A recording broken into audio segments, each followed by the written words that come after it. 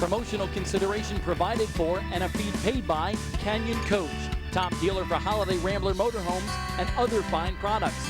Locations at Travelland in Irvine, California, and RV Expo in Colton, California. Canyon Coach, where customers send their friends.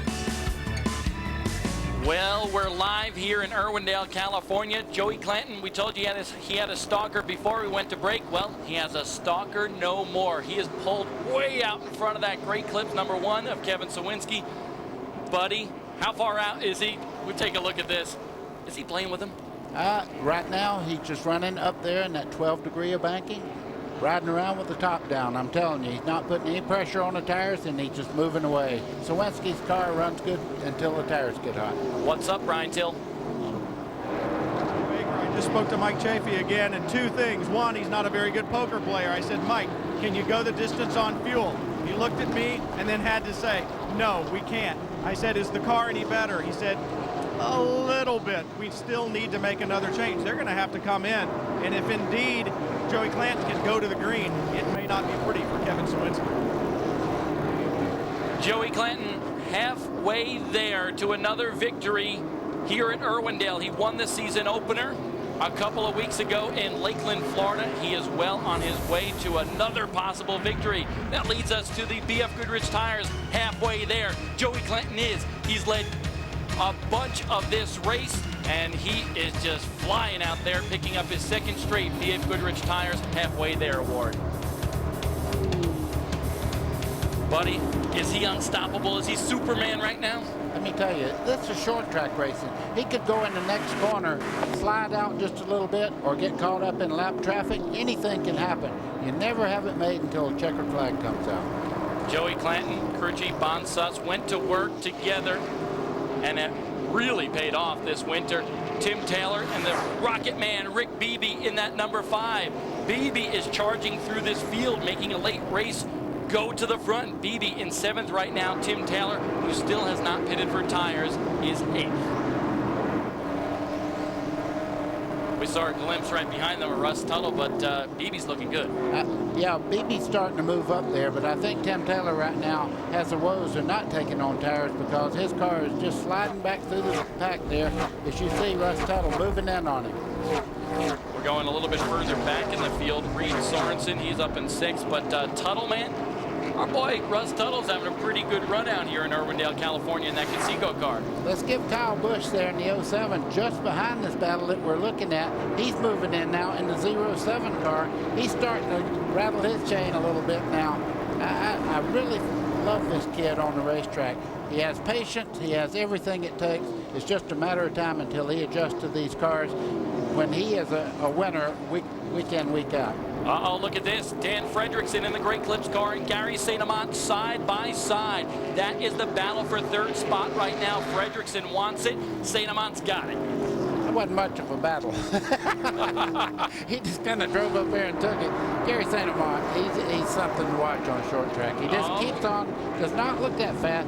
Look at Reed Sorensen, though, in the 29 and the 25 there of Cope as they battle there. I'm going to tell you something. That's pretty impressive. 16-year-old kid fighting it out with a guy that has done everything in all pro divisions. That is the opposite ends of the spectrum as far as experience here in late model racing. Sorensen ran 8 super late model races in the South last year, but he's really gotten most of experience, as you mentioned earlier, buddy, in that Legends car, but he's showing a lot of poise and a lot of character in that car here today. Working on the low side there. And I noticed Davis Trimmy there in the 11 car. It was totally destroyed yesterday, but he's running pretty well now. Howie Ledow knows how to get that car together. Tim Taylor and the 16 of Russ Tuttle together. Tim Taylor hoping he can make all the races this year. Russ Tuttle knows he can. Glenn Allen, his crew chief. And Tuttle, like we said, is running very well on the inside of Tim Taylor, but Tim Taylor's got those old tires. Yeah, he's wishing he'd stop now, I'm sure of that. But he did get the lead a little bit, and we didn't think he would even be in the race today, so quite an accomplishment. Leading 5 points, that's what you get. And points very critical here in ASA competition because they go for that $1 million point fund at the end of the year. And that yellow car you can see just behind there, they're fixing to go another lap down because that is Joey Clanton, and he is just thrashing his way through traffic. Here comes Joey Clanton approaching those two cars right now. 28, Tim Taylor. There you see the 11 car. Brian Till, what's up? Larry Kennegar, the crew chief for Tim Taylor, you guys worked hard all weekend long, but you looked at me just a minute ago and said, we guessed wrong. Yes, we guessed wrong on the pit stop. We're hoping to get a yellow here and get a chance to get some new tires on. You heard it, guys, and Buddy, you were right on. Those tires and not taking on new ones, it's really hurting him.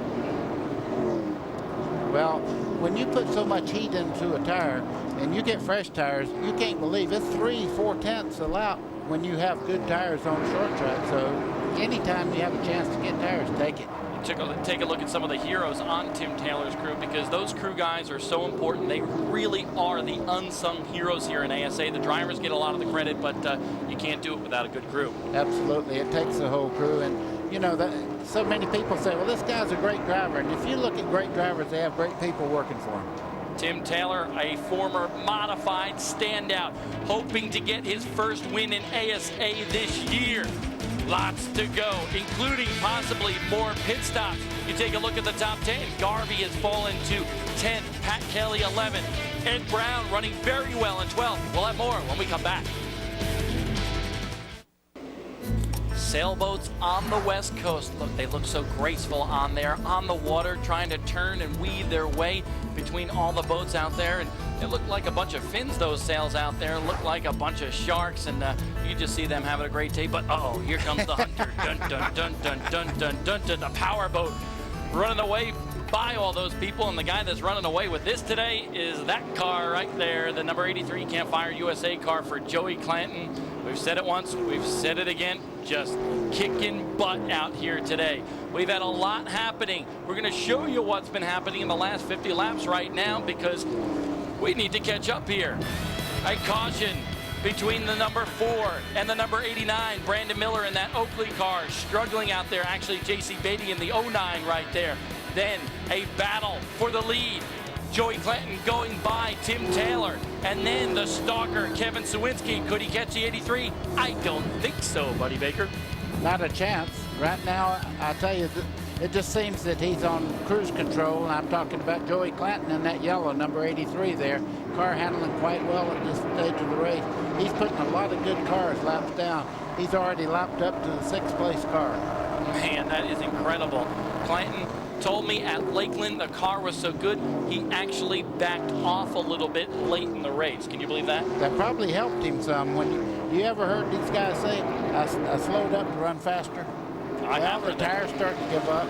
You ease off the throttle, it rolls through the corner quicker, so you can actually slow up and go faster.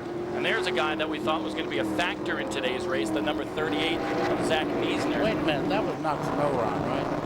Slow up to go faster. There you go. It I'm was. sorry. Oh. You are just incredible with the English language, I must say. Zach Niesner, a Southwest Tour regular, thought he was going to do really well. Let's get acquainted with the driver of the 38 car. Let's check this out. Zach Niesner's making his first ASA start, but he's no stranger to West Coast racing. He's traveled from his home state of Washington, raced there, all the way down to Phoenix, Arizona. It's your first ASA start. Do you expect they're going to give you an inch out there? They ought to. What we showed them in practice yesterday, I think we got everybody kind of looking at our line. Southwest Tour gave me a lot of experience here, and we're going to put it to use, I think, today. Now, Zach Niesner, just 20 years of age, has a 2nd place finish to show for it here, and he's also been able to shake the car down before getting here to Irwindale, and he's looking forward to paying off with a high line today. Niesner thought he was going to do pretty well here against these ASA studs, but he hasn't. Welcome to ASA. That's all I got to tell him. I guarantee you one thing, he has a new respect for this group. He is running in 13th spot right now. Good job by Niesner, but man, these guys in front of Joey Clanton are in trouble. That is 5th place, Mike Cope right now, and 6th place running Reed Sorensen, about to get lapped. Clanton right in the center part of the corner. Look at the speed he carries through there, and when he comes off the corner, he'll just rock it by the 29 there. Sorensen will fight back trying to get in the corner, but let me tell you, Cope's using a lot of racetrack there, does not want to go a lap down, and this is when you really have to use a lot of patience. As good as that car is, you get in a dogfight there, bend that front end up some, you lose your aerodynamics, and then it starts to push, and you're out of the race. Well, buddy, you know, you're on the lead lap. Mike Cope in that Redline Oil car is on the lead lap. He's fighting for everything right now, isn't he?